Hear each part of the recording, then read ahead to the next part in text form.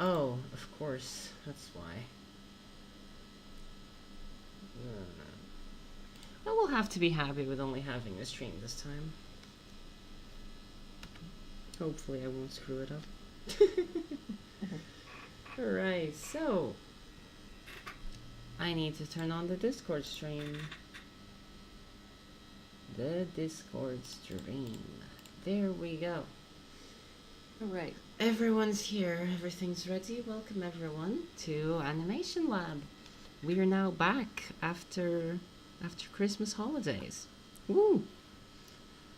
And I hope you all had a great holidays, whatever you might celebrate at this time of year that we just passed. I hope you all have a great new year. As I said, lots of good wishes and good stuff to everyone who's been here and who's been journeying along with us. And we are now back for, well, technically the third of Animation Lab. We're approaching the end, the finish line. And we're looking, at least I'm looking forward to what's coming next. I think it's going to be very interesting. Yes, explosions. Probably not. But yes, so let's just do the quick spiel about ToonCamp. What is ToonCamp? For anyone who's joining us for the first time, ToonCamp's a community of animators focused on helping you go from idea to finished project. And we help you along every step of the way, from the technical elements to the more structural and high-level stuff. With free classes, events, workshops, meetings like this one, and many other things, some of which are limited to supporting members. In ToonCamp, well, ToonCamp is part of SkillCamp, which is a 501c3 nonprofit organization that aims to provide free and low-cost classes to help you master your skills to reach your life goals. New classes are coming soon, free for supporting members. Who knows when, but they are. And so drop by the new servers and say hi. As you can see on the left, there's a lot of camps. There they are. There's Script Camp, Word Camp, Film Camp, Creator Camp, Toon Camp, and Code Camp. Each of them is doing their own thing. Most of these things are from 2022, so they're probably outdated by now. Though I think a feature bootcamp literally just started on Script Camp, so interesting stuff. So how can you help Skill Camp? You can donate, become a supporting member, and get access to all boot camps and labs. You can volunteer if you know a skill that you'd like to teach. You can contact Nacho on Discord or on any other platform. Or you can tell your friends, refer somebody, and you both get a free month of unlimited and free Arc Studio Pro, which I believe is a screenwriting software, if you're into that. So, I forgot to change the text for this one, so let's just pretend that it is. How did the holidays go? Animation Lab Week 9, how did the holidays go? Did you do the animation? Did you do any animation experiments? Did you do the exercises? And did you have any difficulties with them? I believe we had some difficulties, some with understanding what they were supposed to be, some with, well, we'll get there. And did you have any difficulties using animation paper or any difficulties with animating in general? And any short clips that you made or found that you'd like to share with the group for discussion. So, I have downloaded the short clips and the exercises that were done. So I'll give you the floor to answer the other questions before we go on to them. Also welcome, Hakume Tenshi. I believe it's your first time here. Welcome. If any of you want to speak, now's the time. I just a moment ago put my uh, exercise 8 in there. Mm-hmm. I noticed. I downloaded it. I have it. Perfect. It's ready to go. Mine's in the animation lab. I think I put it in last week Oh, because I you didn't know put we did it. for class. Okay. For shame. For Okay. I shame. know. I'm Well, I sorry. have problems putting in the 10-second clip. I don't know. That's okay. I got it. Illiterate with Discord. I I know got it. there's It's all so many good. different channels. I know. just It's this one. confusing. Quite frankly, the server doesn't need as many channels as it currently has. But this is like framework for like future stuff, you know. Mm. All right. And did either of you find it difficult to... Well, all of these were supposed to be somewhat difficult. Because all of these were supposed to give character to something that otherwise is very mundane. To convey something more than just the mundanity. Vanity, yeah. Yeah. Apologies. English sometimes doesn't work. The mundanity of the action. So, anything in particular? Or should I move to the exercises? We actually got quite a few today. I would just go straight into the exercise. The only thing I have to say is, I tried the blink Mhm. animation, and especially with these, because these. Oh, what was the exercise secondary characteristics? Secondary action. Secondary action. Yeah. And like a lot of these, like the breathing and the, like these. Like we're taking the secondary action and making it the primary, the focus of this, and the Yes, go ahead. um. So kind of just thinking about it, if I did it right at all, Okay. more as like an exercise, like rather than like a full animation type of thing. Um, you know, all that kind of helped me through it, but we'll see if I even did it right. Well, like at some point we're gonna come back to this because the very last exercise for the course, kind of course, is going to involve like a little bit of everything naturally. So it's not something that'll be forgotten, and it's something that we'll try to do a little more clearly, a little more action oriented in a way then. I believe Mesh was going to say something. Oh, yeah. I mean, I don't. Yeah, I mean, I guess I was mostly so. I use this exercise as a way to also like continue the exercise from I think week 6 maybe, where I started a head turn, Mm-hmm. and so I tried to do a head turn and a blink, but I guess yeah, I don't know. I guess I've maybe there's probably more I could have done with the blink. But yeah, I guess that's something we could talk about is like making Okay. that blink a little more, have a little more personality to it, I guess, or something. Okay. But yeah. Okay. So let's just go on with the exercises then. I'll just give a quick reminder. Last week's exercises were 1 of 4, or more if you had time, but 1 of 4. One of them was a character thinking, taking a deep breath, blinking, or painting. And the point of these exercises and the point of these of last week's one, it's a bit complicated, difficult to understand, possibly because I wasn't able to provide good examples. But the intention behind these is to give character to the action. So a character's thinking, but how does that character in particular think? Something that would make that thinking more than just thinking, you know? Does that character wear glasses and fiddle with their glasses while they think, for example? Does that character is that character dumb and and get stumped somehow. There's a lot of different ways to go about thinking. For the dumb example, you could have like the little drooling thing. Like they're thinking, but they just brain overload.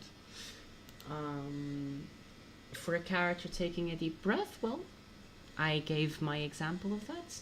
Not particularly content, but I think there is something there to see, even if it's not the best example either. This is a very difficult exercise.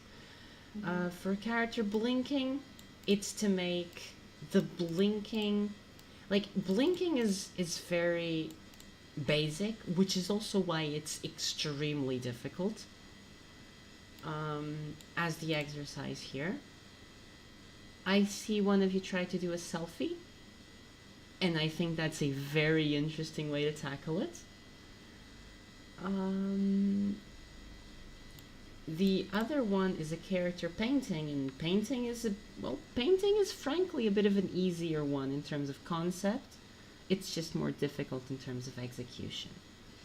Regardless, let's open the exercises and let's have a look at them. So according to what you said, Mesh, you tried to have the blink happen at the same time as the head turn. Or rather, you try to have the blink happen with the head turn. Yeah. Which is pretty standard practice in terms of head turns. You tend to blink in head turns.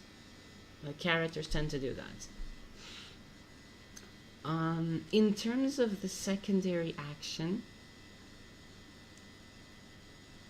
it does work to some extent, but the blinking becomes the secondary action rather than being the primary action, you know? Yeah. A little bit. The blinking adds the character. Yeah, the blinking adds the character, rather than having the character added onto it, you know? Now that I'm thinking about it a little further, I think the best way to pull off the blinking in this would be to do an extreme close-up and really have the blinking be a significant part of the shot.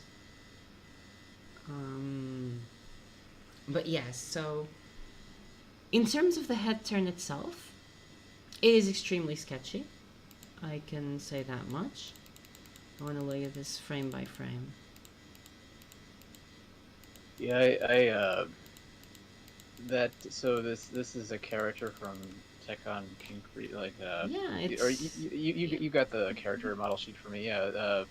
I thought this character would be easy because it's like very simple lines and stuff, but it's like every line has to be in the right place. Like there's another character in this same movie that's a little younger than this one, and like if the angle in the face is like just slightly off, it looks more like the other character and it's like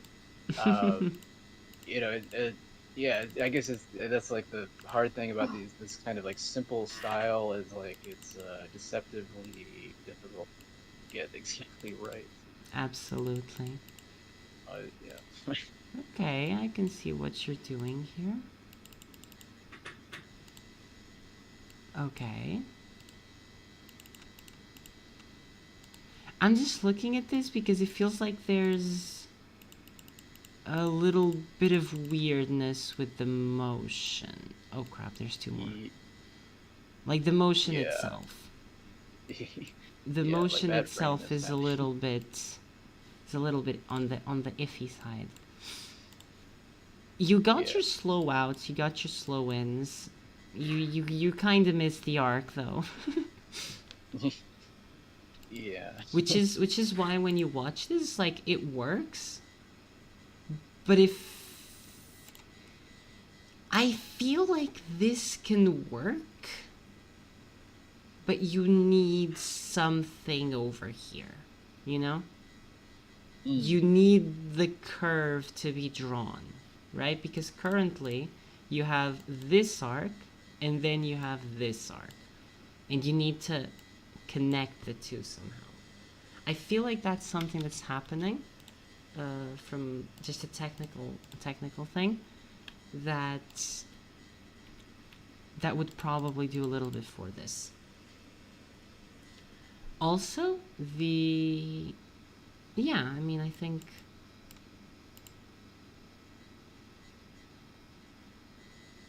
wait, does he? Oh, okay. He blinks. Okay. That's very interesting.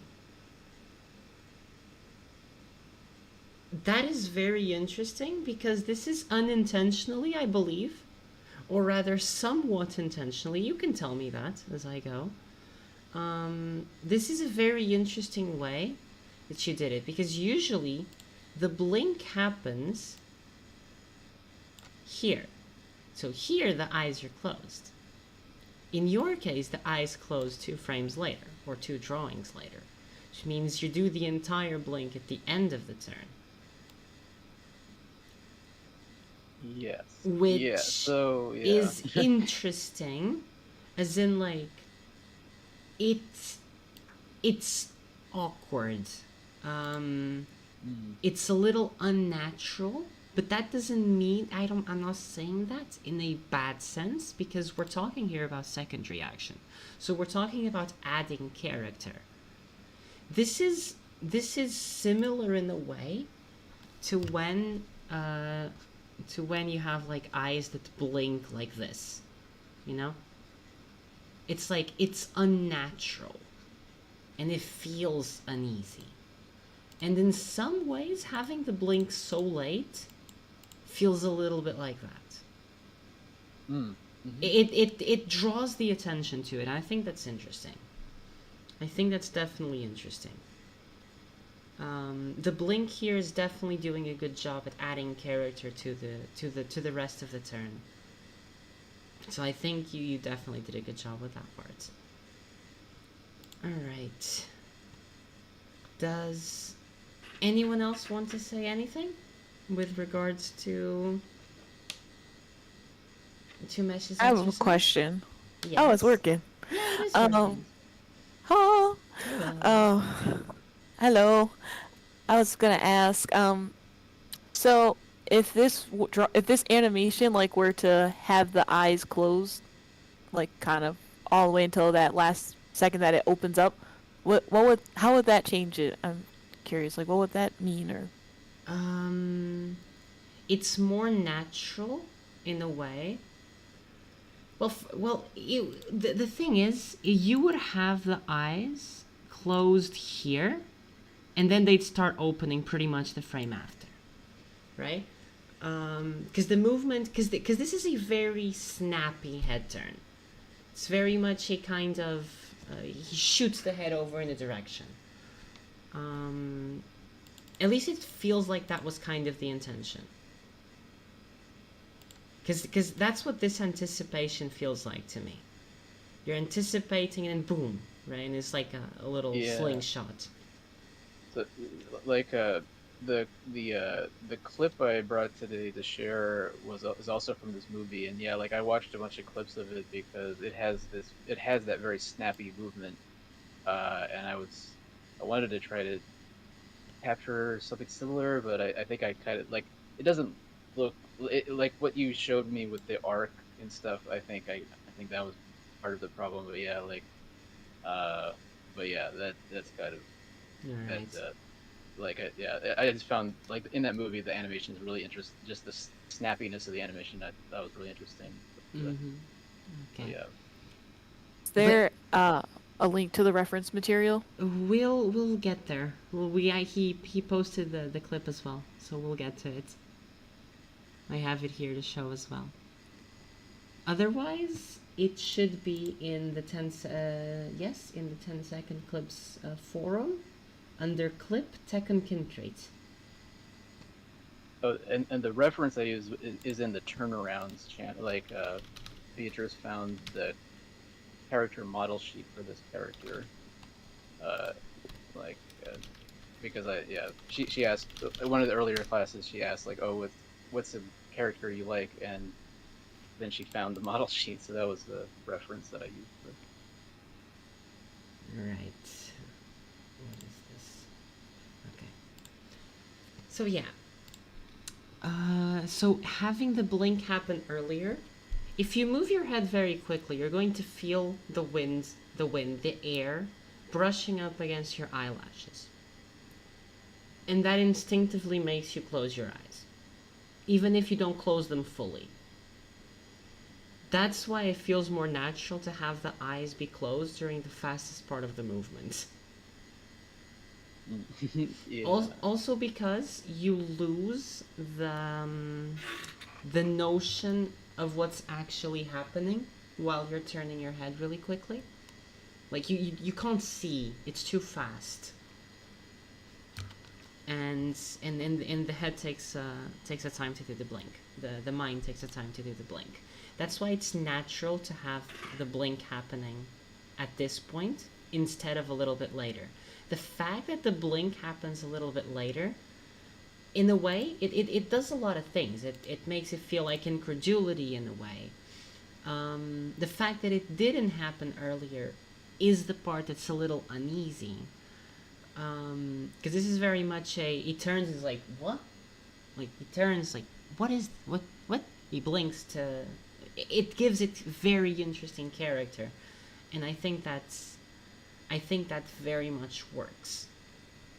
In reverse, but it works. In reverse to what the exercise was asking. But it definitely works. So yes, I think this is definitely interesting. I hope that answered more or less your question, Princess. Yes, thank you. Anybody else? If not, we're moving on to vintages. I have something. Oh, I'm sorry. Go ahead. Hi, my name is Mike, by the way. So this is a very small thing, but I think like one detail that kind of affects this a little is the shape of the eyes right before the blink happens. Because the way I'm seeing it, because there's the frame where it kind of looks like the eyes are closed, but the way I see it is kind of like there's a lot of extra lineage that's not very clean. So I'm seeing it as open, so I'm not really seeing like the pre-blink before the actual blink. And then right when we get to the drawing, right before the blink happens, it looks like their lower lid is coming up. Mm-hmm. And then in the drawing after that, their top lid is coming down. So you have like this really, like two opposite things happening back to back. Absolutely. It's making it somewhat awkward. Absolutely. But other than that, Yeah. everything else looks great. It's the eyelid thing. The eyelids come down. Generally, they come down more than they go up. Yeah. It's not that it doesn't Okay, happen, but they definitely do go down more. Like, they meet more or less, like, here or something. Yeah. So if you have the eye over here, you're definitely going to see more of a... And it's definitely correct. What... Mike, was it? Yes. What Mike was saying. It's a technical thing in terms of the... Like, this... You have two ways to draw simplified closed eyes. You have this and this. And they end up meaning different things. This you use when the cheek is pulling up the skin, and this you use More when that's kawaii. not happening. What? No, that is more kawaii when it's up. You use it like this because it's a smile, right? This is like the worst smile ever, but the skin's being pulled up, so the skin of the eyes. So this is the shape that you visually see more, and then it's you have the thing above it and everything. this is what you would see otherwise when it's at rest, when the face is at rest, or it's just a simple turn, or in general the cheeks aren't being pulled. And when this happens, the movement is very much a downward movement, primarily. Gotcha. That is definitely a true, like a technical thing. Thank you, Mike. Yeah, thanks, Mike. Yeah, that's a great point. Right, let's take a look at vintages. Yep, I haven't got the timing down for this, but go ahead and tear it apart anyway and stuff.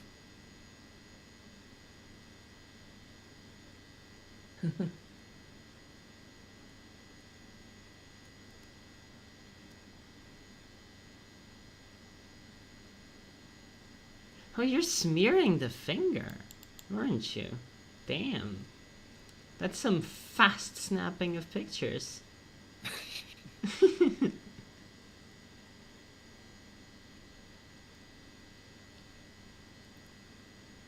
Yeah, I'm gonna be frank. I think it works in terms of the context of the exercise. I think it also works very well. The blink as the secondary action. You manage to make the blink very interesting and add a lot of character. And since we were mentioning the technical elements, let's take a quick look at how this one's done. See where it closes? It closes like significantly down. Like this was almost the bottom of where it was before, with the full open eye, right? This is where the full open eye is. So yes, this is like a technical thing.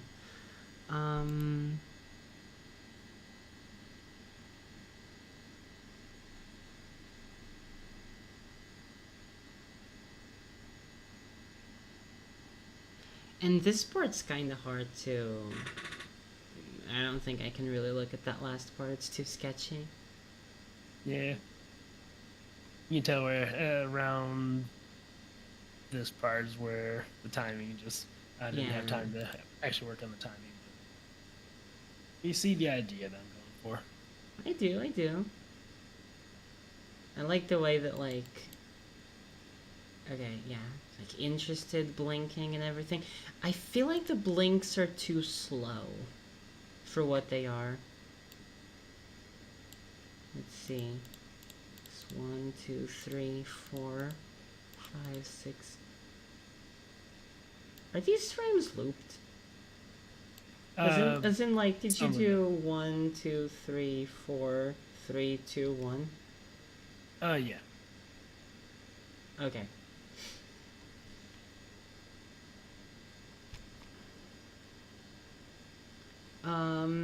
That's with blinks. It's actually a very interesting thing. With blinks, you tend to do, in terms of the spacing, if this is like the key 1 and key 2, tend to have a slow out, and then it stops. Maybe there's like a little frame here. This is the closing, and then the opening tends to be the opposite. Kind of thing. Because this is where the muscle's still pulling, but then it just kind of goes. It doesn't tend to be perfect. And I mean, this is too many frames. You can do a blink and like... Blinks can take like 2 drawings or 3 drawings. They don't need more than that.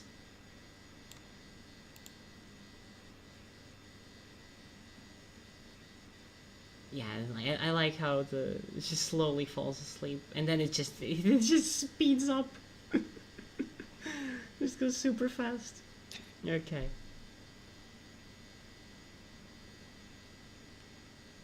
Well, I gotta say, you're doing... I'm gonna come back to this one, to this little short, or this little clip, for staging, because I really like what you did here in terms of staging. And I think it's a good example to use. So I'm gonna keep this and come back to it as we go later down the line. I don't think, like, the parts that I can really look at, I'm confused about this little phone over here. Was the phone meant to move? The hand meant to move with the phone here? Yes. So that's part of the like my rough layers. The timing is off with those, so somewhere around here the phone should snap up again, you know, as he kind of like wakes up okay, again. I see. But the timing's off and all that kind of stuff. So the phone will come back up as he wakes up, and then it'll probably settle back down to the middle as he's kind of like looking off to the side and stuff. When you're, you're using animation paper, correct? Mm-hmm. Okay. What you can do when you export is you can like select which layers you want to export. Mm-hmm. You can export all layers, visible layers, and just go through and just toggle visibility if you want.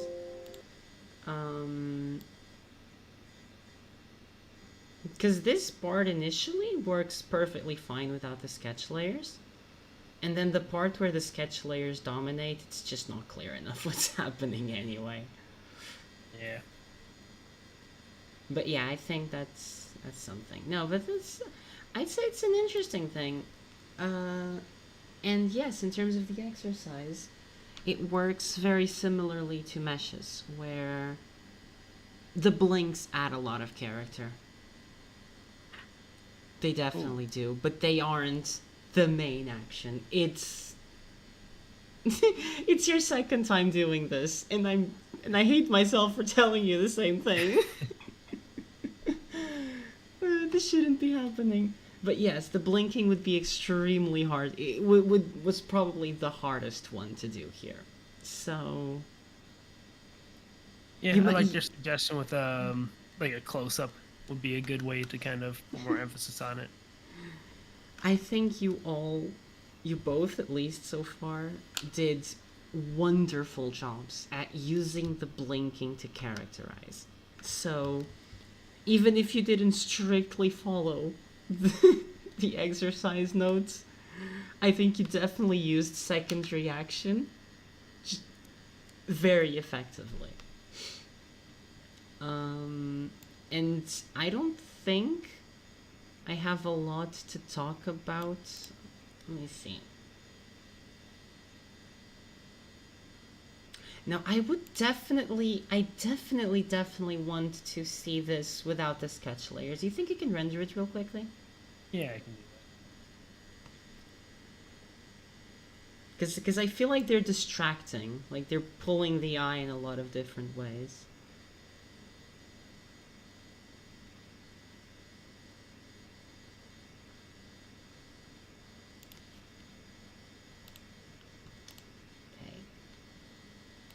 Last one's going to be Nancy's, and it's a breathing.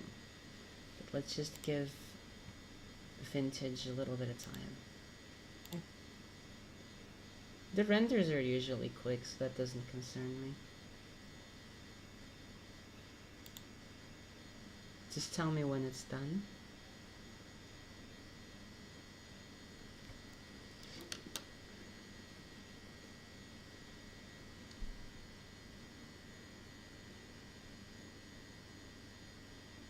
Okay, there we go.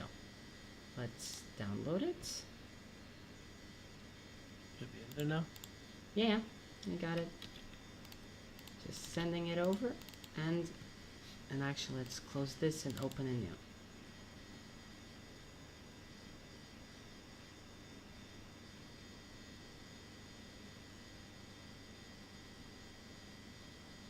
Okay. No, this is cool. This is really cool. Yeah, I think, like, I'm gonna come back to this later down in the class because I want to talk about the way you did the staging here, and I think that's very interesting.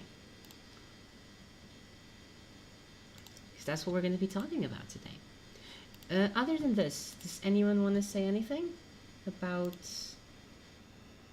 Vintage's clip?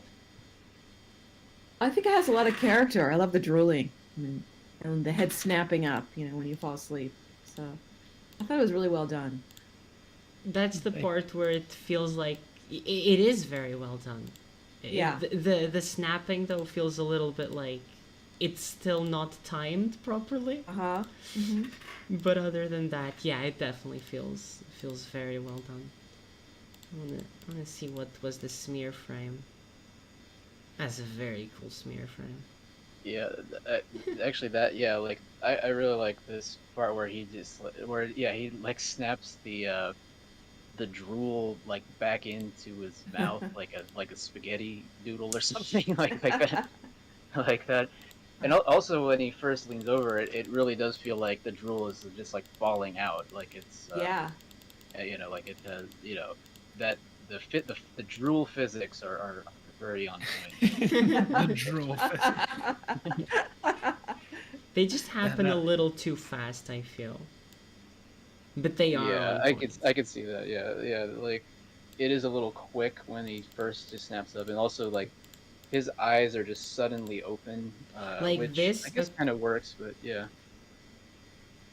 this would be the perfect time for you to do some follow through, where the drool first is pulled up. Like this definitely feels like a keyframe or a breakdown actually, which means that there would be something going between these. But this feels like it's happening too fast. I didn't talk about this part because the timings feel really off. But yeah, in this action, you probably want to make it a bit clearer in terms of the arc somehow, because this is a little, it's a little difficult to follow. Yeah, I can already see when you drew that spiral. That'd be very funny. But it's like you move the head up, and then the drool is like stretched real thin, and then it's pulled up. Like it's just slightly delayed. It's the follow through. It's definitely just that. Apologies for stepping into someone else's talk. Tend to do that a bit. No, you were fine. No, I was done talking. If you're talking to me, I don't know. Yeah, but yeah, no, I like Nan said, a lot of character, a lot of personality, and just the way, just that, like, just this idea that he just like surprised himself, by falling asleep. Really fun little piece. Absolutely. And what were you sort of planning for the end part that you only sort of sketched?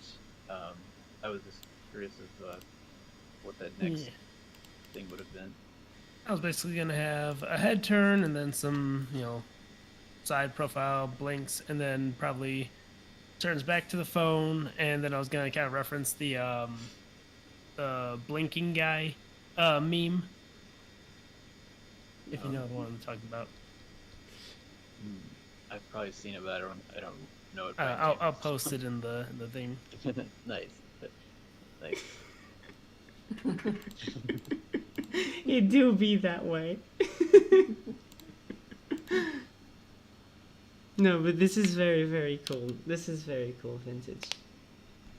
Yeah, I think for the scenario I was trying to convey, I kind of like the slow blinks because it seems like one of those no thoughts, head empty, like late night, just scrolling on your phone, not thinking about anything. And you just get tired. You kind of blink really slow. That's a good point, actually. But I still feel like the blinks like this aren't really working, you know? Like, that's not slow blinking. You know? That feels like blinking that's trying to be slow, but it's just not there yet. This is a case where you'd probably hold on the closed eyes a little bit, and you'd space the things out a little bit differently. And maybe even do like, if you do, say, 1, 2, 3, 4, 5 frames, you could even have it be like, this be 2 frames, this be on 2s, or even on 3s, and then on 2, and then on 2, and on 2, and then on 3 again. Like, you could space things out in ways to make it feel slow, like actually slow, and then progressively slower as well, which is what you did actually. The last blink, the last time the blink happens here, yeah, like it's just, I really see what you're saying there, Mike. The slow blinks are cool, but I don't feel like these are slow blinks. At least Slow enough. personally. Yeah, it's like the slow doesn't feel intentional, you know? It feels like it's trying to be a normal blink, but it's just not quite slow enough or fast enough, you know?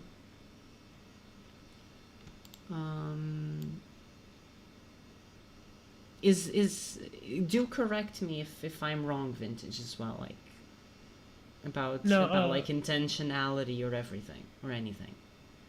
Yeah, the overall intention was to go for different speeds of blink, so probably start a little faster, and then as it got sleepier, you know, get a little slower.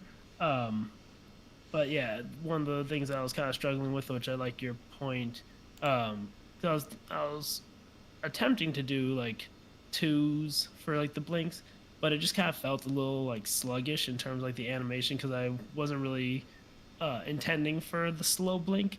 But after you kind of like showed the spacing and taking it to on 3s and on 2s, and stretching out even a little bit further like that, I can kind of see now how, you know, I could use a little more on 2s, on 3s to like slow down the blink animation intentionally. Yeah, I can actually go over my own little thing, because I do like off timings a lot. Like I don't do strictly 2s anymore, at least on these exercises. But let's go through, just get it real quick. So mine was supposed to be taking a deep breath. I'll let you be the judge of whether I characterize the deep breath or not. It's very sketchy, I'll admit that.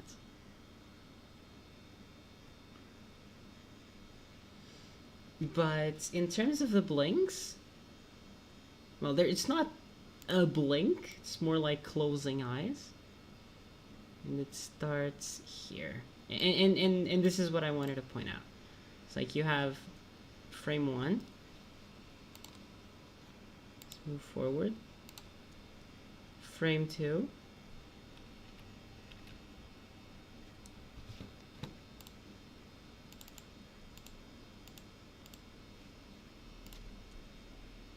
Frame 3, and obviously in this case the head's moving up, so these spacings are a little off. And then frame 4 and it's closed. And the spacings here, if the head was stationary, would be like 1, 2, and then 3 and 4, something like this. That's just one thing.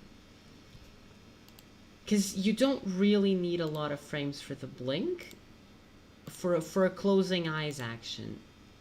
And this doesn't feel like, and this feels like a fairly slow blink. It feels like a very, I feel, personally, pensive closing of one's eyes, you know? That was just on 1s, or was that on 2s? I have to check that actually. I never did it on 1s. 1s is too much work for these exercises. But they might just be mixed. They might just be mixed. I can check it real quick.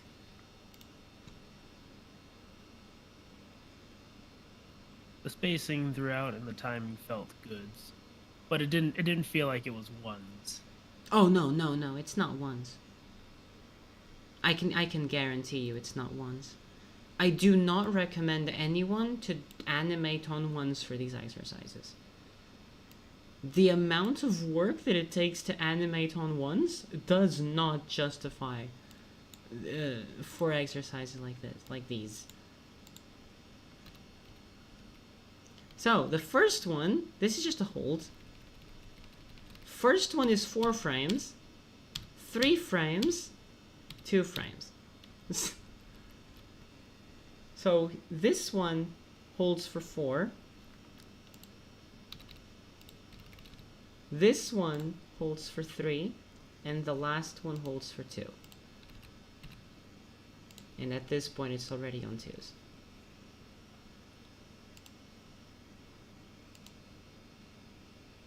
You can do a lot with just like varying the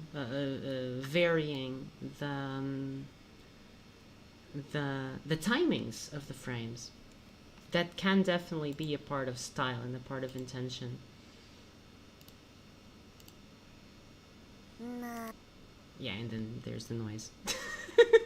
You didn't hear the noise, but there was a noise. Oh Lord. I'll show it with the noise later.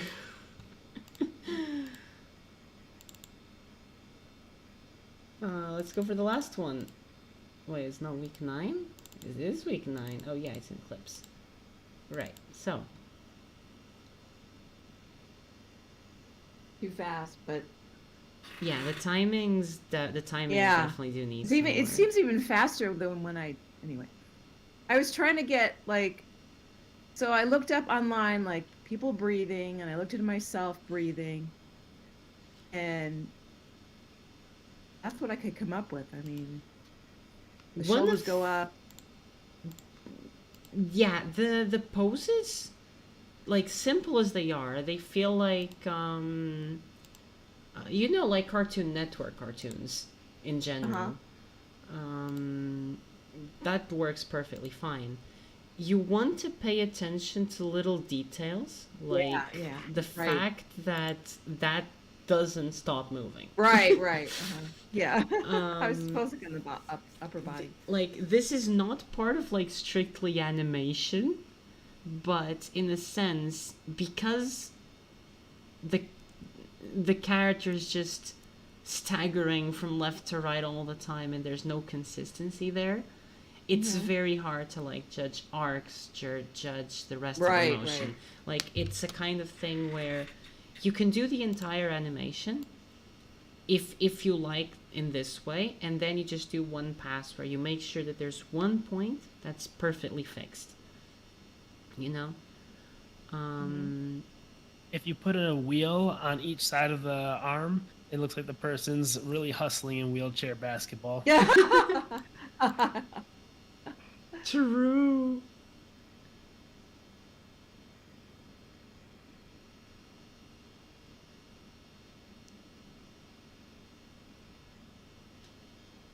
But yeah, I'd say that. Yeah. No, I think this is perfectly fine.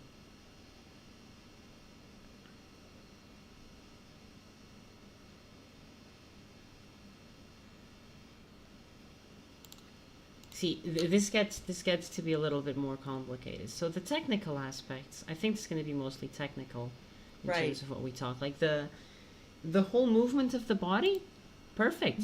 I love that you looked at references. I love that you like went to find these little things, shoulders going up, the arms moving along. The arms feel pretty consistent in terms of size. They're definitely working. You want to be careful, for example, when you have a straight line and then it turns into a curve and turns into a straight Right. line again. Yeah, It's what's happening down here. Right. These are like little technical things where Right. when you're cleaning up your animation, and what you're presenting here is a cleaned up animation, this isn't a sketch, you want to make sure that the number of lines is constant, or as constant as possible, or that if you're adding lines or subtracting lines, that you're doing it in a methodical way. So if the line is straight and it's going to be curved, then you're going to want to slow into the curve. And if it's curved and it's going to become straight, then you're going to want to slow out of the curve. You know, it's those like same things. You want to be careful with lines like this. Yeah. Nothing else here happens a lot. You want to be careful with like, that's just moving left and right a little bit erratically. Okay, got it. Yeah. It's like those little details that are Right. technical elements. Right. They aren't like, we're talking very much like little spacing issues, little, well, not timing here necessarily. It really is just little spacing issues. Right. And one thing that I noticed, and this is probably what like hurts it the most, the stripes on the sleeves. 'Cause Yeah. they're changing Yeah, they are kind of position. inconsistent. Right. Like this could be True. like a good bad animation, you know, the like really choppy, like sketchy and all different, you know, wavy lines type of thing. It's just when the stripes on the sleeves, you know, move kind of on their own, you know, kind of keep the same positioning. That's a good point.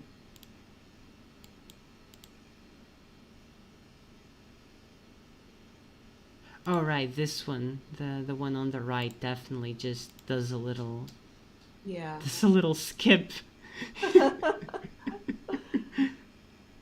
It's just one frame. Like they're kind of shaky. Yeah. They're kind of shaky, and they don't need to be. But Right. but other than that, it's like it's just this one frame. Yeah. Because it goes up and it's fine, and then it just, and then it goes back up, and it just continues as if nothing happened. Right. But yeah, I think like those are the little issues that you need to tackle. Right. Exactly. Yeah. And if you'd rather, like these are very complex subjects. These for like animating a character is a very complex subject. I remember. Did you do the ball exercises and like the starting ones? You know, I did, but I was having problems in Animate, so I didn't show it. It was kind of. I was doing actually using their tweening, and it was just kind of wonky. So. Right. I should have just hand drawn it. It's like, it's one of those things where sometimes it's better to like take a step back and really hone in those like little things at the start. The spacing is very important. Understanding like things shouldn't be staggering. Right. I don't know if you have the option for onion skin in your software. I believe I do. you should. I do. You should use Yeah. it. It's good. Like, you primarily want to use onion skin when you're doing the in-betweens, when you're going from keyframe to keyframe. You most likely want to be flipping between the frames. Yeah, I think I need to start drawing in Animate instead of Illustrator because that's just not working. So I've got to do it that way. I think I'll have more control that way. Yeah, probably. But yes, in terms of the character, I think it works fine. It's the action is clear. The action is definitely clear. Like it's lacking those little bits of polish, and Right. but other than that, it's perfectly fine. Like it's what I was saying, and I think it's what was it Measure Vintage? We're saying like it feels like one of those Cartoon Network kids cartoons nowadays. You know, those like Hyperventilating. those like really like hyper stylized little things. Yeah, you know? yeah. And I think that works perfectly fine. All right. Yeah. Does anyone else want to say anything?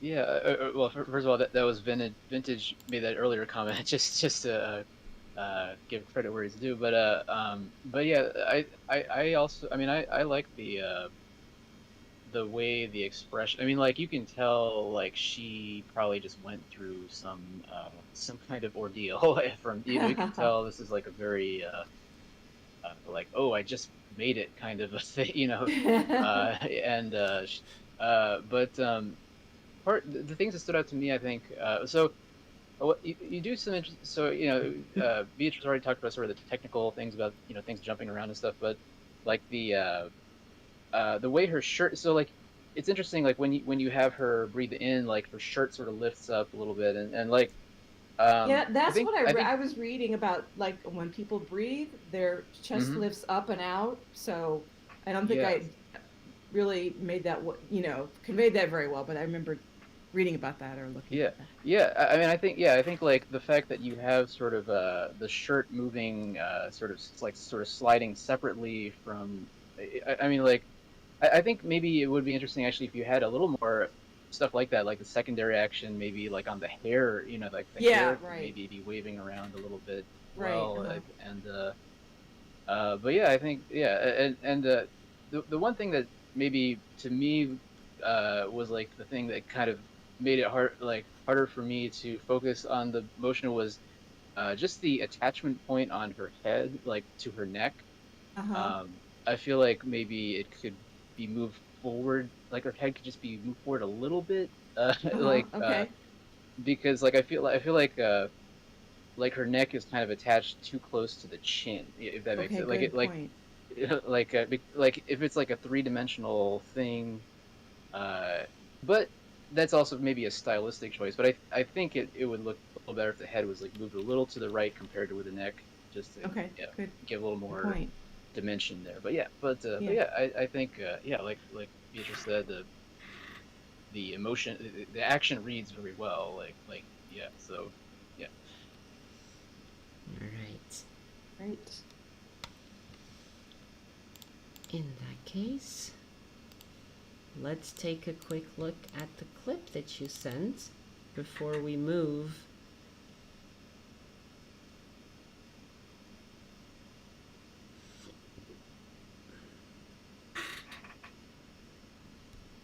Is there anything in particular which you want to take a look at, Mish? Um, just the so I as well I especially just sort of like there's something about this that even though it's very simple lines, it feels like everything has a lot of weight to it, and like like when like in this part where the characters run when they're running towards the camera, like just the I'm um it just everything just feels very like it's done in this sort of intentionally childish kind of drawing style, but like it feels like everything has like everything feels very solid somehow in the movement, and like I don't know, yeah, it's I don't know, it's just a bunch of different things are going on, I guess, like the clothing, like secondary action in the clothing, and the uh I don't know, I just thought it would be an interesting. I tried to find something that sort of conveyed what I was saying earlier about how there's like this very snappy movement, and just thought it would be interesting to break it down a little bit. Let's look at that.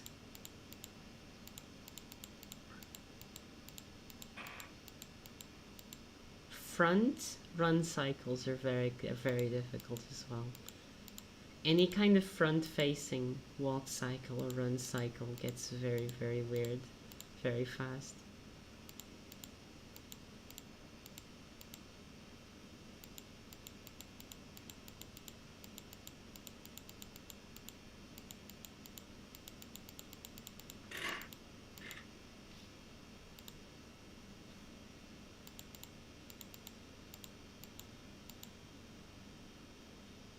Also, just a quick note here, since we were talking about head turns before.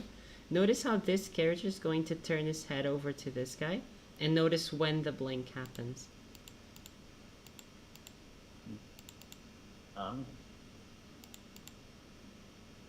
Starts right as he's starting to turn, mhm. and it lasts one frame, Yeah. or rather one drawing.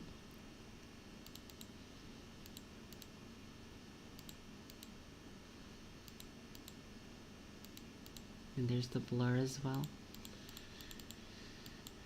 Let's take a look at this. Oh, now it's not working for some reason. Genius.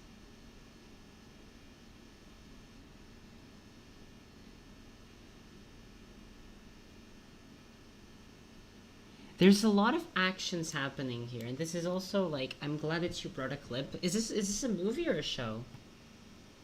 This feels It's like a it's movie. Yeah, this It's a feels like movie, a yeah. movie. Yeah, This it's a feel- really good movie. If anyone needs a recommendation for a movie. Like, this feels like the kind of animation that wouldn't really be in a show, you know? Yeah. Not because of the quality specifically, but because of the style and everything. This feels like it'd have to be Western, but not really. This just screams movie. It's really neat. There's a lot of actions happening here, and that's a lot of the things that give it. I think this is. How do we look at this? So we're doing the run, and the other character's falling. And he picks up his friends, pulls his friend back, arm over.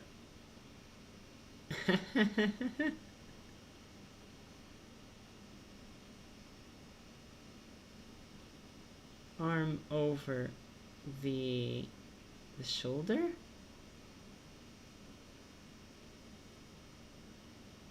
Right, because one hand is holding there, the other one is pulling the arm. Gets up. And now it's running time. No? First he does a little pull-up again.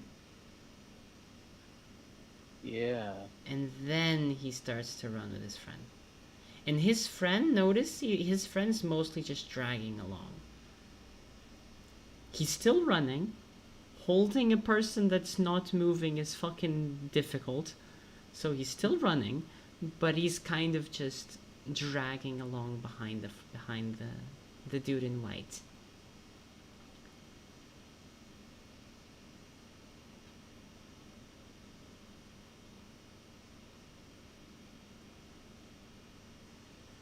In terms of the animation itself, looking at the style and everything,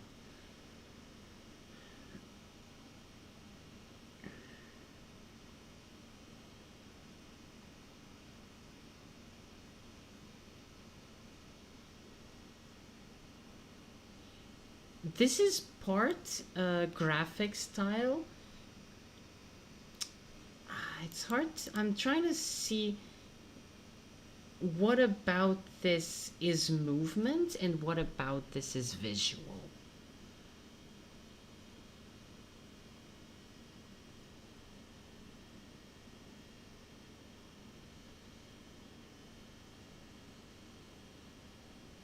Also, like his shirt, the secondary motion on the white shirt. It's very Yeah. chaotic, but it just works. Yeah. Like, it goes left to right, left to right, left to right very quickly. Actually, it follows the steps. Look at that. So it's still first run. Left foot, the shirt's going right. Right foot goes down, shirt's going left. Left foot goes down, shirt's going right. This is just a run that's happening in very few frames. So each cycle of the run is happening in very few frames, is what I'm saying. So the shirt's just kind of chaotically going side to side.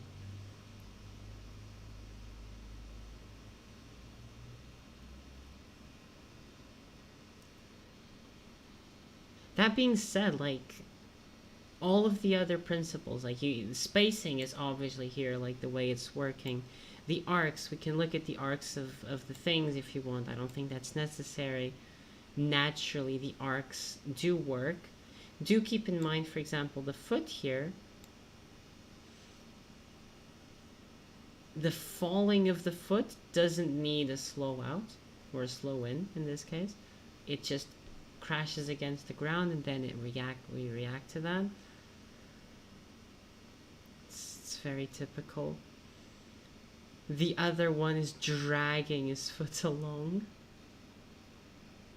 And here he starts to run a little bit.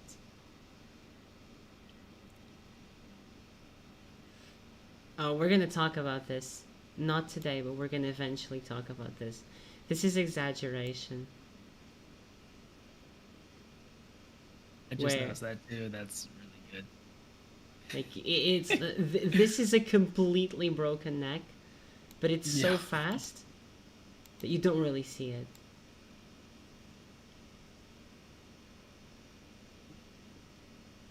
And this is just brilliant exaggeration.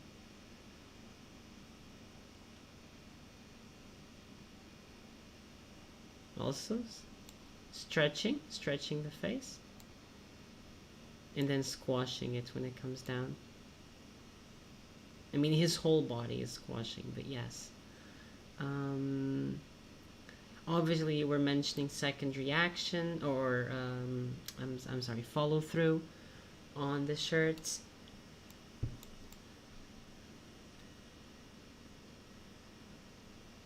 For example, this little bit where he pulls up, this is a bit of secondary action. Because this is a bit where you're like, you don't read it as a primary action. So he's still picking his friend up and running, right?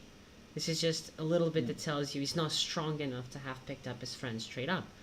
If this was, say, tell me the name of a strong-ass character. Or if One Punch Man. Right. I was gonna say if it was this guy with the big muscles and the big body, then instead of like holding him by the shoulder and like all those things, maybe he would have just thrown him on his shoulder and ran. Instead, you know, like instead of doing like all these little actions, this is characterizing. This is secondary action happening. And the dragging of the foot is also very interesting. I feel like I'm not being particularly helpful.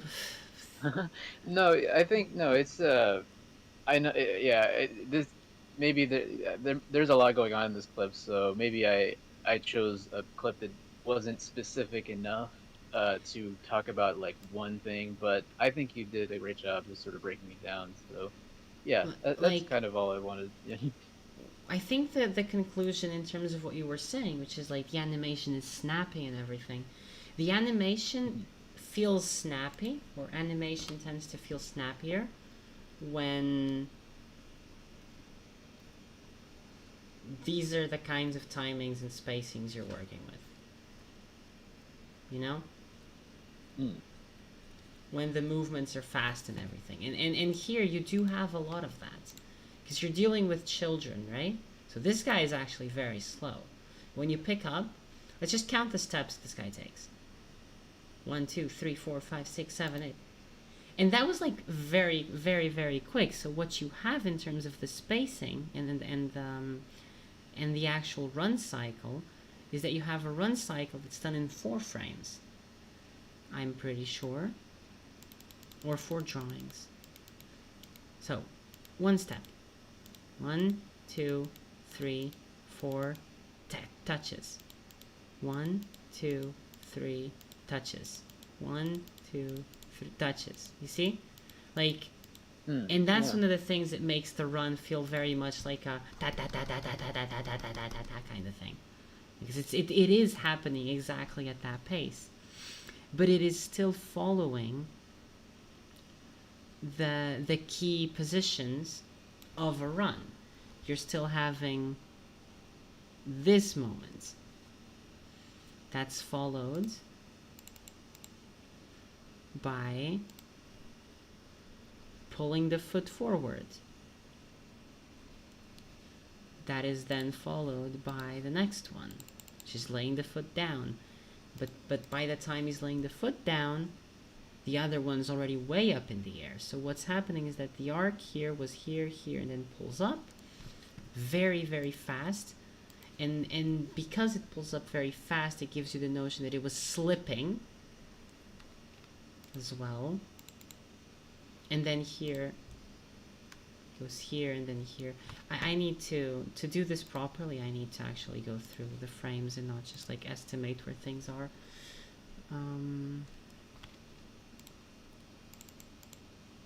Same. Then it goes here. And it goes here.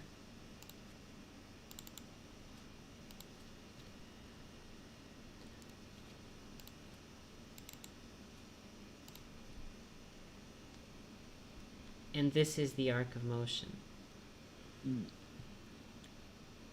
And this here serves as the peak of the arc. And like these are the interesting things, and as you can see, like it snaps really fast and it spends a little bit of time in the top of the arc, then it goes right back down, and there's going to be another frame here, and there's 2 frames. And this is probably one of the things that makes the run itself feel a little bit snappier. It's because it's going very fast.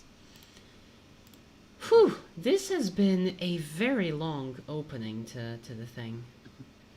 I'm sorry for like this really quick transition. It's just that we got 45 minutes till the end of the class. You can move on. I appreciate you breaking this down.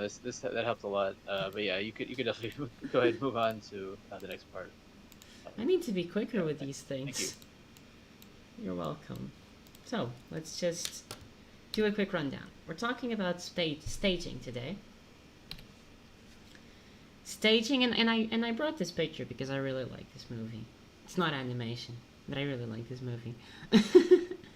Staging are the many techniques in animation that you use to direct the audience's attention in the shot and across shots.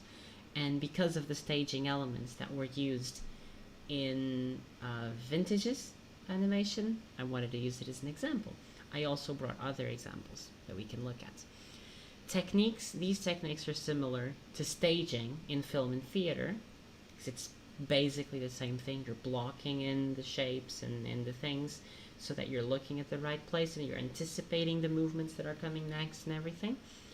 And composition in drawing and painting, again, because it's basically the same thing, just in different media. And even sound can play a role, because you're working on a medium with sound and with music and with like all these many different things that can help. So the things you want to think about when you're staging, the keys, so to say, of staging are to know where you want your audience to look at in the shot and across shots. So you want to, in a way, trace the line of where the audience's eyes will be. So if this is the shot we're working with, then we want the next shot to be focused around here. So that the character's eyes don't need to, the audience's eyes don't need to dart around the screen. Because we're already looking in this direction, because we're seeing her reaction, and that's also part of it. We're going to talk about it in a bit. But this action happens, then this reaction happens, and this is where the eyes are when the shot ends. So this is where you want the eyes to begin at the next shot. And this is exactly the same thing. Typically, we want the audience to focus on the main action, so consider how the main actions of each shot will connect with one another. And by this, you can already probably predict that today's exercises will involve 2 shots instead of 1. Elements of staging, there are a lot of different elements to staging. You have the characters, their position in the frame. So whether they are in the front, in the foreground, to the right, to the left, to the right, centered, like up, down, the scale and everything. The poses that they take and the actions that they perform, as well as the timing of the actions. And the timing of the actions here isn't the nitty-gritty timing of the frames. It's the notion of character A does a thing, then character B does a thing, then character A does a thing. It's what we were talking about when I mentioned this here, which is first we're looking at this guy as he kneels down and then raises the flower. And she's not doing a lot. She can't be doing a lot. And then after this, that's when we get the eyes, the arms come up and cover the mouth, and the reaction and the arcing back and all that kind of thing. You want things to be separated by time. So you want this to happen and then this to happen. Usually. Let's go back. That's the timing of the actions here. Obviously, the actions that they perform are important. The poses that they're in are important. The poses are going to guide the rhythm, the lines. So this pose obviously is going to draw the eye here, through the flower to the other character. While this also pulls the eyes up. The poses help guide the eye. That's part of composition and posing and pose design. That happens a lot in 2D, in art in general. The actions themselves, the actions, the arcs, the movements that they do should reinforce where you want the audience to be looking at.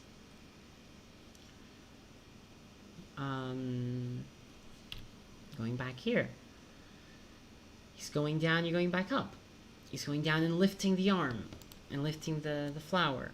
All these things should guide the eyes, the actions themselves. Then you have static elements. You have the composition. You have foreground framing. And you have background framing. Or in this case, midground framing, because the characters are in the background. So then you see, like, this is creating a frame around the character, so your eyes are going to be drawn here. Every single one of these other characters seems to be looking over here. So your eyes are going to be drawn here. And that's exactly where you're supposed to be looking at. Perspective lines, composition guides. Composition guides is in the thirds, or alternatively, the spiral. I believe it's Fibonacci spiral. My days of mathematics are kind of weird. Obviously, it doesn't apply to this picture specifically, but it applies to a lot of others. It's ways to do composition and visual storytelling.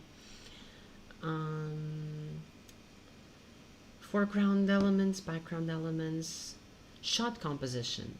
And here you're looking at, this is a far, this is a wide shot.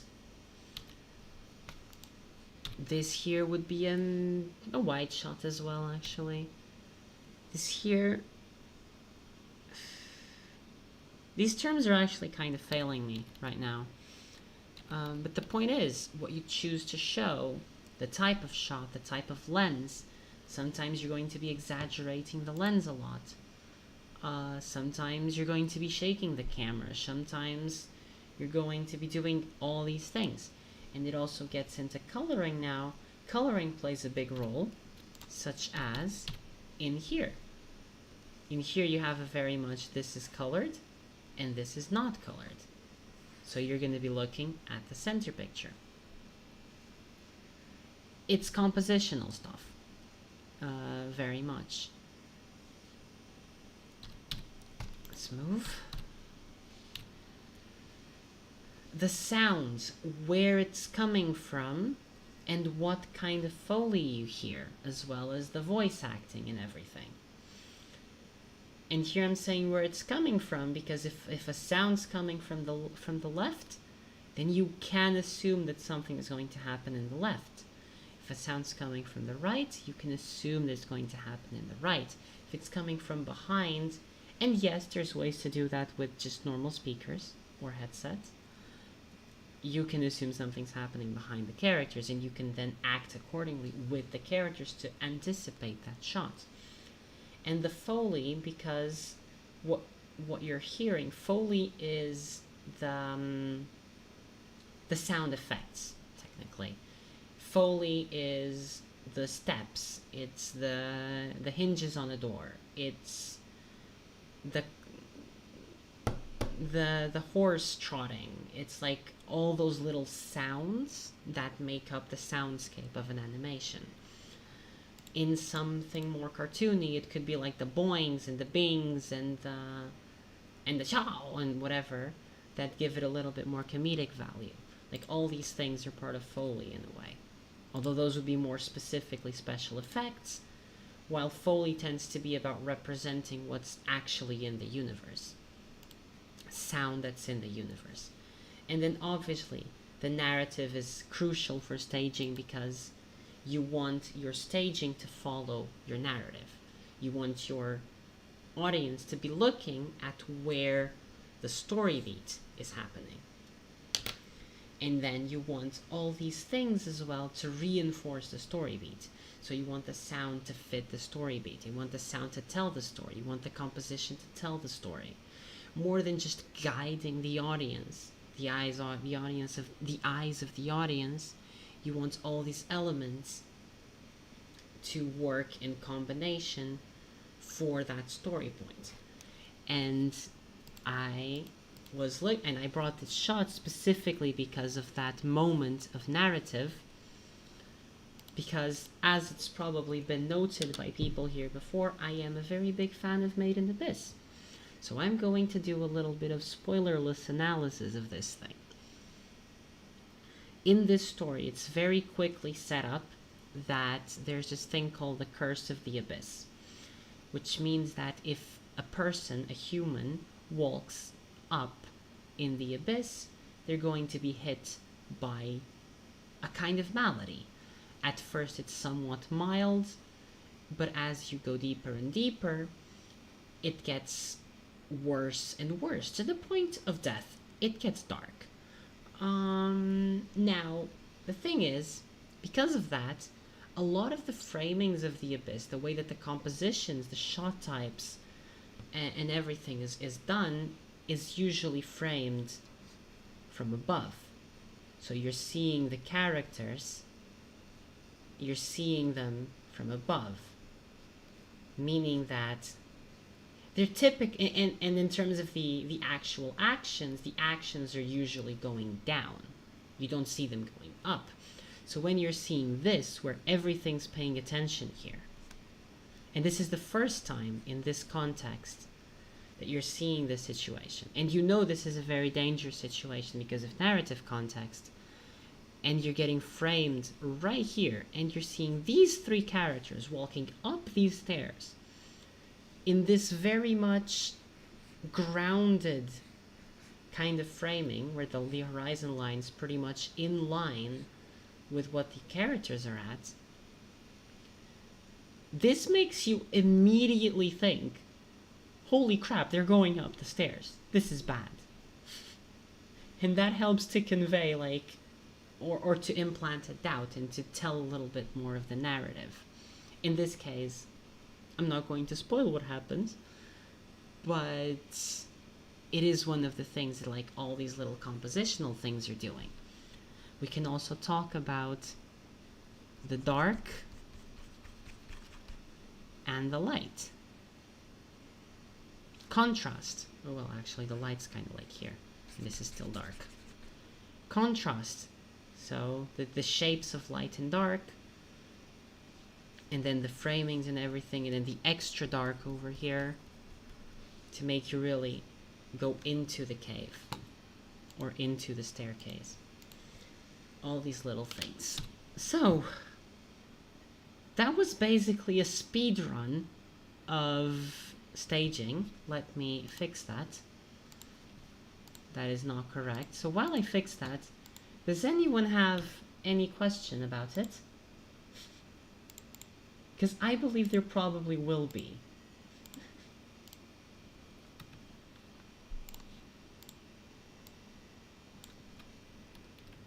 Staging. Go. I think it's a really interesting topic, and Maybe I can write down some questions. I have to head to an 8 p.m. meeting, but I am curious, have some more curiosities. All right. No, this staging is definitely a very big topic, and it's one of the hardest to like straight up teach because it's not technical. It's very artistic. It's like composition. Like you can teach all the composition guides and everything, but when you're painting an image, you're still going to have to do the composition, and you're gonna have to find solutions and everything. It's problem solving a lot. I'm excited to learn more about it. All right. So, anybody else? Are we looking to use color or Probably for not. this next one? Okay. If you want, you can, but you don't have to. You might want to think about using shading though, so light and dark. That might be helpful. Mesh, I believe you unmuted. Yeah. Well, I guess uh, when you're looking at staging as like, I mean, I guess this is like this is kind of, I mean, this is basically happening if you're making like a short, like if you're making something with like a storyboard. I mean, this is happening in this in storyboard phase, right? Or is there a, I don't know. I guess like, yeah, like when Yes, I mean, this in like does terms it of does it change significantly from that initial, or like does the staging, I don't know, like I'm imagining like if you animated something straight ahead, for example, and maybe you might discover something that changes the staging from what you plan, but I feel like it would mostly happen in the planning part, mm-hmm. right? Or Mm-hmm. It is definitely a thing that I would say would happen a lot more in the storyboarding and layouts phase, yes. Mhm. Yeah. Staging is definitely way back when. It's very much, but it's no less an important part, you know. Yeah. Yeah. Yeah. Because if you're doing the purely technical things, um, like you're going to you need to do to get composition in at some point, you know. Yeah. You need to get like those specific things. Wait, I have a couple of videos that I want to post. All right, and an article which was really good, which I read while researching for this. They are all in the videos channel. And the reason that I wanted to bring in Vintage's clip was precisely because we do have a little bit of staging happening here. Here we have an action, the fingers action, then we have another action, which are the eyes action. And now there's a little bit of a lack of clarity, but there's clearly intentionality in the staging where the finger does its thing and then the eyes do its thing. And then the finger, I guess, disappears, but that's not what's supposed to happen. And then the slowly falling into falling asleep and then the waking up. It's all very well timed, and that's part of the timing of actions in terms of staging. You want things to be happening one at a time so that you're perceiving everything carefully. Now, it's difficult to make the action of the finger clearer in some ways, but it's one of those problem-solving things that you have to be thinking about. Maybe this could be the case where you would do a two-shot, where you have the phone and the character flipping through the phone. And you see like the whoosh, whoosh, whoosh, whoosh here. And then you're faced with this shot, where you're seeing the eyes do the blinking. These are ways to like go around the problem of making actions clear or unclear in what they're conveying. Okay.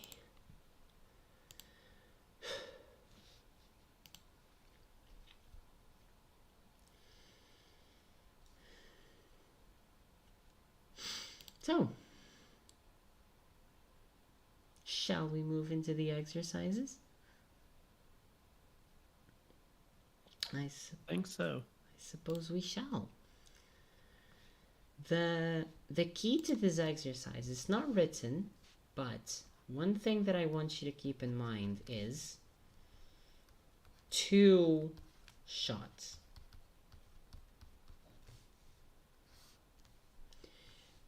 Whichever one you do, I want 2 shots. So, and I want there to be rapport between both of them. That's going to require some planning. That's going to require some understanding of staging. Staging one, staging the other, and finding a way to connect the 2 of them. So here you have the flour sack falling, and then you have the flour sack hitting the ground. And I want you to treat these 2 as 2 shots. Calling an elevator and waiting for it, 2 shots. Stirring a soup pot and tasting from a spoon, 2 shots. Whichever you do, I want the actions to be clear. I want them to be interesting.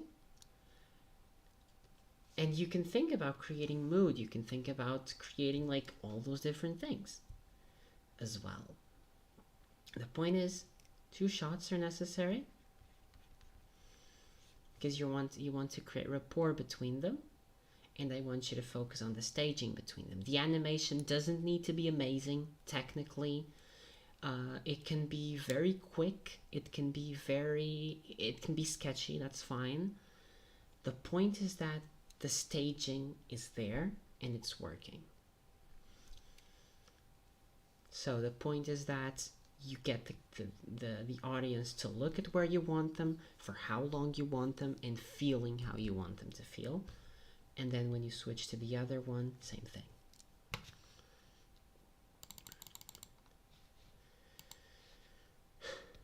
And we now have roughly 20 minutes, which is very much not a lot. So if you want to get started, feel free.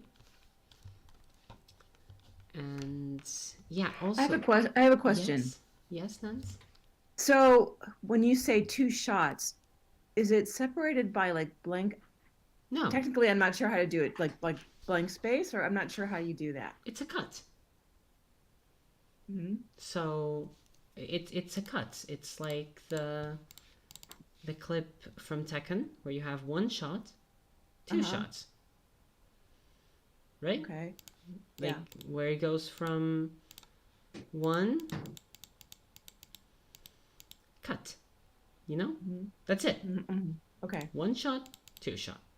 Okay. I want it to be a sequence somewhat like this in like Spirit, right? It's like 1 shot, 2 shot. That's the kind of point of it.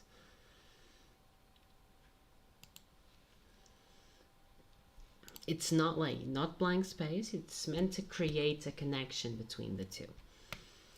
This goes back to like all the film theory and whatever. What do you call it? Which one was the one?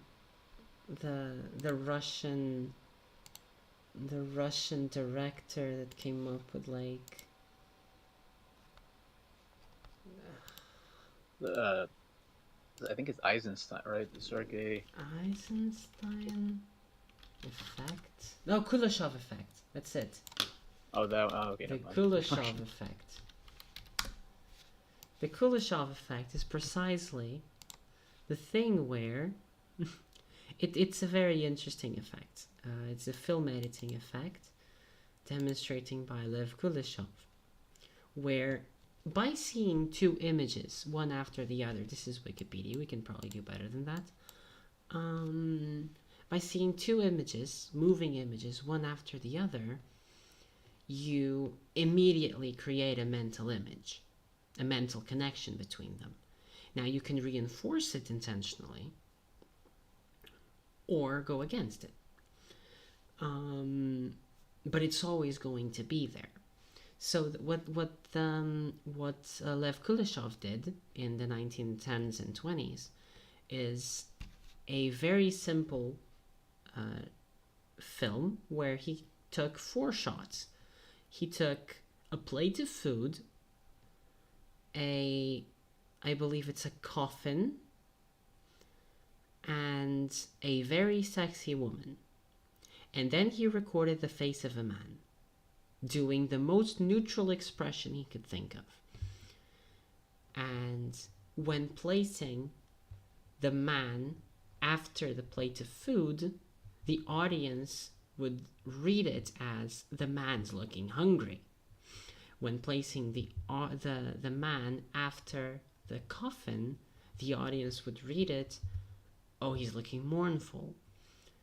And when placing the man after the woman, the audience would read it, he was looking lustful. I can find the video, because that one's not difficult to find now that I know the name. Kuleshov effect. There we go. It's this very short clip.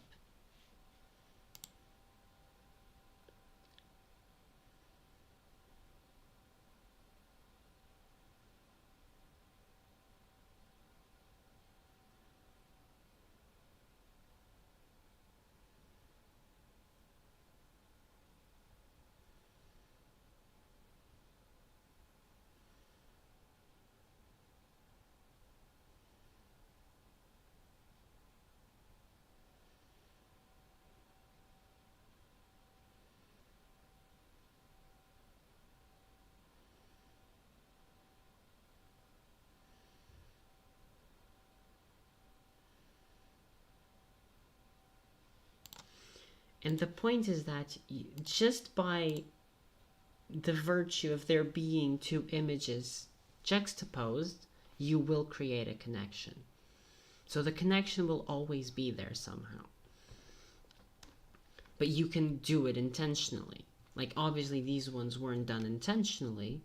In fact, they were done intentionally against the connection, because the point was to show that the same image can mean different things if it was merely juxtaposed against others.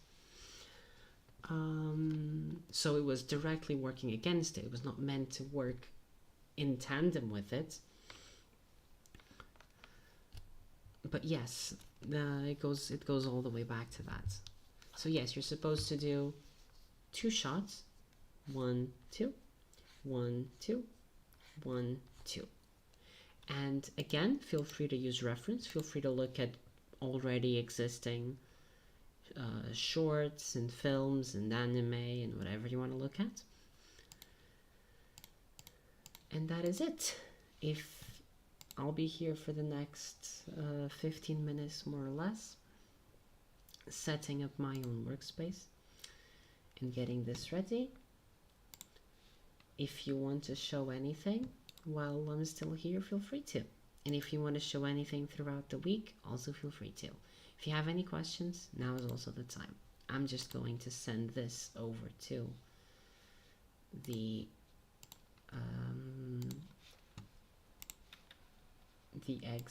assignments channel, so we have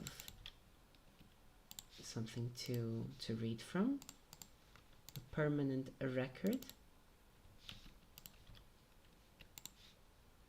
and then I'll join you in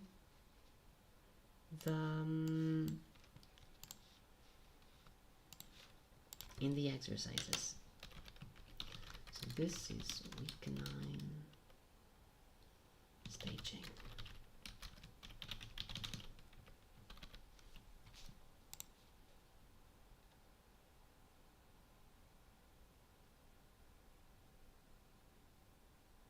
I have a question. Yes? So I am actually working on a short film. This is for school. Okay. It's for my senior year. Uh, would you accept something like that for this exercise? Like, I would like to participate in these. I don't know if I have the time to like work on shots that aren't my film. Oh, absolutely. Uh, I understand so like, that.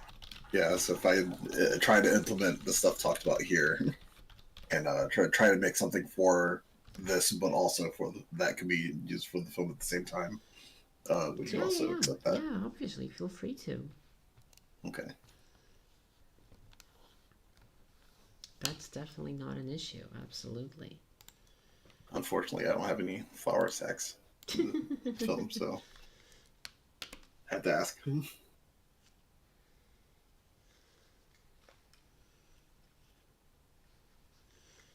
If you don't mind me asking, what are you studying? I'm a senior in animation. I go to Villa Maria College. Nice. A I actually had senior a senior means last year, right? yes. All right. Good stuff. Very good stuff.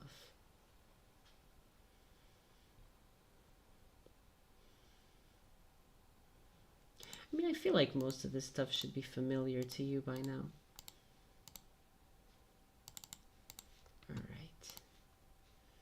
Let me first go here.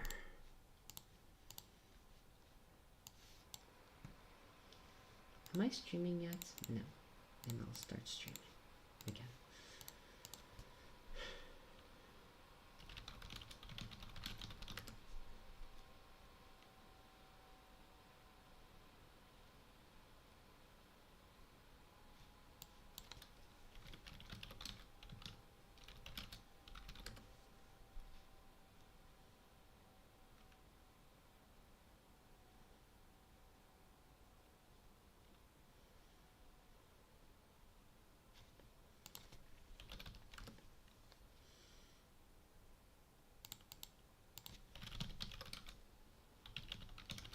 Cool effect is interesting.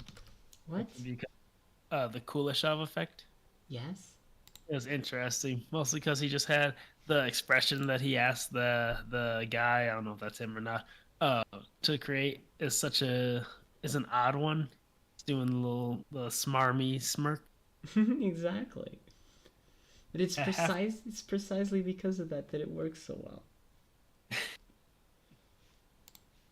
So interesting. And I wonder too if it's partially like what the audience wants to see, because like when you see the baby in the crib or whatever, like for me when I look at that on the his left side of his face, he has a bit of a smirk, and it looks like lustful. Like most of the times, like the first one for the soup, I was like, yep, he's lusting after that soup. But then you see the baby, and you're like, I don't know if that's the right phrase to use. But then you can kind of switch sides and take a look at the other side of his face, and you're like, okay, he seems a little more pensive. Yeah, exactly. Someone brought that up in one of my classes where uh, they showed the child in the coffin and it showed his face, and someone brought up that like yeah he has like a little smile on his face like I murdered that kid. Yep. Yep. I saw that too. In a way, it's also important not to forget that the times have changed. We have a lot more cinema literacy in a way, or at least intuitiveness in how to read moving pictures than there was at the time. Because like we grew up with moving pictures, and they're pretty frequent. Like we have an intuitive reading of them.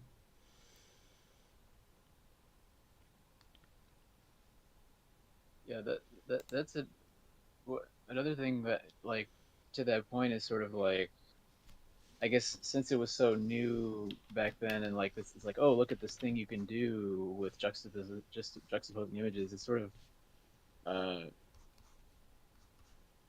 I think like now it's kind of rare to have. I I almost feel like if you were making something today and you know like let's say it was like a live action movie or something, and you were comparing different takes, you know, of the same or something like that, and like, okay, which take do we put in the final version? Like, I feel like people would probably tend towards picking a take that is more exaggerated, Yeah, yeah. as opposed to like a more neutral one. So I think like there's kind of like a tendency to make it exaggerated or make it read quickly, I guess, instead of being, I guess, the ambiguity of that of like the that guy's, you know, smirk. Uh, I feel like someone looking at it today might be like an editor looking at it today might be like, oh, that doesn't read very well or something, you know. So like, but Yeah, exactly. No, no, you're absolutely right. That's a great point. That's precisely because of like what we were talking about in a way that like we want to do it with intention while that one is intentfully going against it, mm, you know? yeah, Intentionally going against it. yeah. So Well, yeah, yeah, and that's yeah, it's like an experiment. I mean, yeah, not meant to be anything other than just an experiment, I guess, in that case. But I think I mean, just having a neutral experiment, like I feel like maybe dialing, like having an animation where you really dial down the emotions, maybe might be interesting. Like I don't know, having ambiguous things where the audience reads into it could be an interesting experiment, I guess.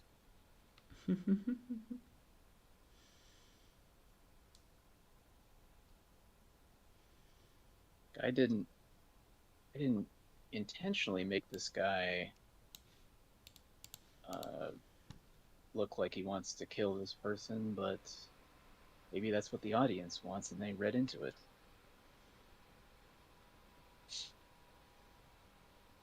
absolutely.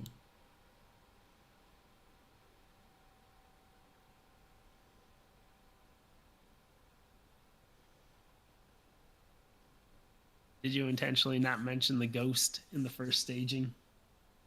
In what first staging? The first staging example that you showed of the girl sitting on the floor. Oh, oh. I was speed running it. I didn't have a lot of time. I can bring it back. We can see the ghost. Right? Because of how fast I did it, I feel like people might have missed it. But yes, there's a ghost right there. Mm-hmm. And especially, and they don't do that enough in movies. Have, well, one, good staging, but two, like proper use of suspense, Mm-hmm. which you get from this type of thing. Like a lot of these directors just, well, one, too many of these movies are basically filmed in the dark nowadays, but two, they feel like, oh, I need to like show this, like I love when they have, someone walking down the hallway or whatever else, and then in the background, moving from corridor to corridor or from room to room, you see a little flash of something. It's so much more suspenseful, so much more dramatic to like, you get that real sense of horror. I mean, this movie isn't actually a horror movie. Believe it or not. And for the record, this shot holds for 7 minutes. Mm-hmm. Dang. It's quite impressive.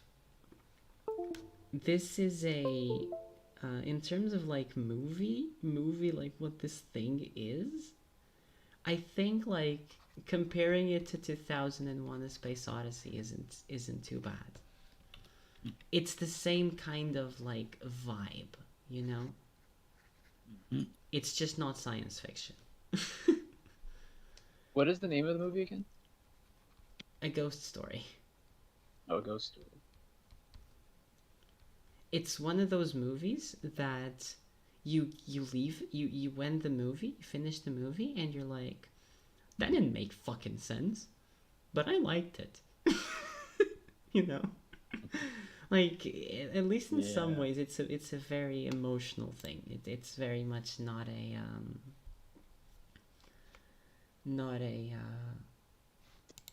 logical kind of feeling. You know, like you don't understand the story specifically because there's barely any story.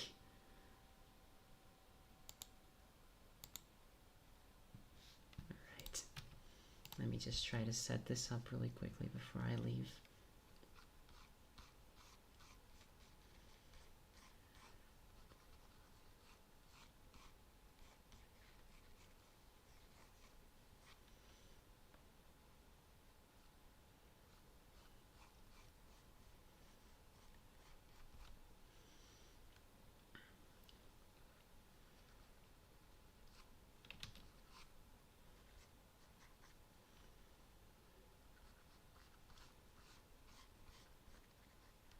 Unfortunately, today I can't really linger.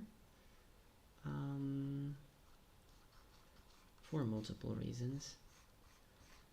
But so yes, because this is very much a planning thing, I suggest y'all do your planning right.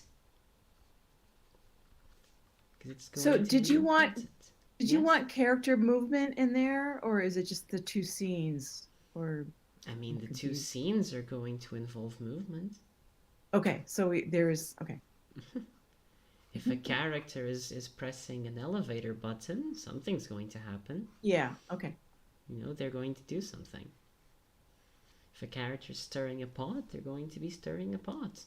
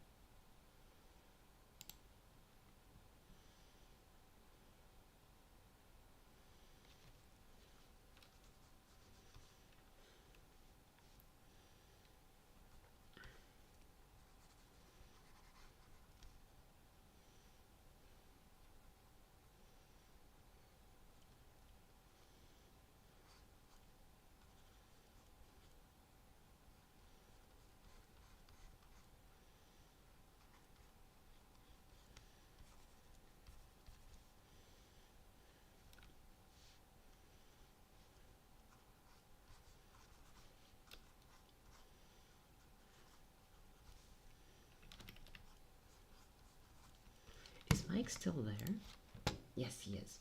Okay. Since you're working on a short Yes. film, feel free to bring up your stuff here if you ever want to talk about it. Oh, sure thing.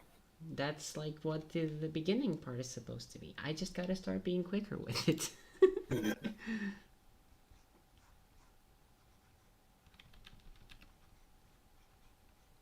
have a couple roughs, like really rough roughs. Let's see.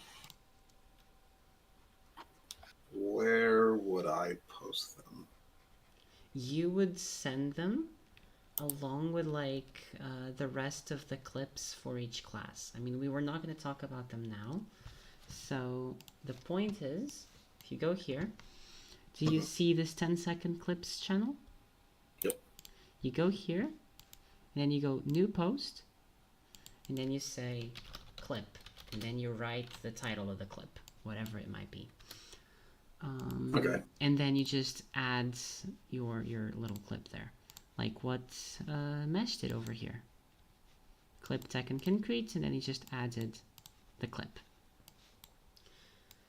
If you wanted, ideally, we're going to be talking for a little bit, or until the end of this part of the group, as in like the end of this sort of class. We're going to be talking in very technical terms. So we're talking about the technical animation elements for the most part. We're not going to be discussing narrative a lot. That's not the point right now, you know? Yeah. So we're just going to take what you have at face value in terms of writing, in terms of story and narrative and all that. And we're probably going to be looking at it more from how does this move? How does this convey character? Yeah, I'm more of a movement guy than anything anyway. I'm not a story writer whatsoever. So yes, that's the only thing that I ask, is that whatever you post, don't center it on character design, don't center it on storytelling specifically. Like, we can talk a little bit about, because we're talking about staging and all that, we can talk about like decisions that you made and whatnot, but ideally we're going to be talking about like the technical elements of movement and all that stuff, you know, because that's what we've been doing so far. Then when we're done with the 12 classes, which is in 3 weeks, we're really close, then we can start to think about widening, because, okay, I'll just be very, very quick because I have to leave now. But once we're done with these 12 classes, we're going to start to look at we're going to just have like weekly animation challenges instead of having like structured classes around it. It's just going to be weekly animation challenges to practice and all. And oh, that's the wrong eraser. And that's going to be the general vibe of what we're going to be doing. All right.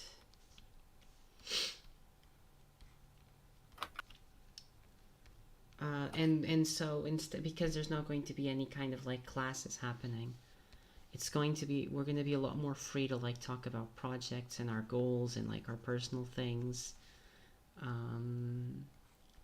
I'm going to be getting started on my shorts as well eventually, so I want to be a part of that. I want to be a part of that too. And yeah, there's a lot to go for, to look for. Words are not working because it's late.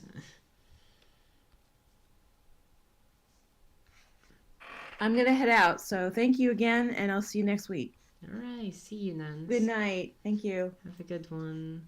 You too. Bye-bye. Bye-bye. Yep. Bye, everybody. Same. Yep. Bye. See you later, Nance. Okay, see ya. Bye-bye. Same. I'm going to take off here too. Thank you so much for class here. Thank you for being here. Talk to you later. Have a good one. Oh, it was nice joining. I'd like to participate in these in the future. Perfect. Love it. Gotta keep the wheels moving. All right, I'm gonna head out as well. Thank you very much. Yeah, I'll catch you Have a next good week. one. and yeah, I guess probably hang out too. But yeah, thank you. Yeah, thanks for breaking down that clip I brought in. I know it was a little ambiguous what I was looking for, but I mean it was basically what you did. It was just yeah, just looking at a particular animation that had a particular type of movement that I thought was interesting. Mm-hmm. That's okay. But No yeah, worries about but yeah, that. Yeah, I guess I will see you next week. I know you had been sick for a little while. It seems like you're feeling a little better. Are you feeling better? I am feeling better. Nice. Problem right now is that everyone else isn't. Oh. Oh crap. Yeah, I need to end the stream. So yeah. So Oh, thank you. okay. Thank you for being here. And yeah, we'll be back next week. I don't know if I need to say any kind of outro, so I'll just say it like this. It's been great having you all here. Those who are still here, it's just you. And I'll see you next time.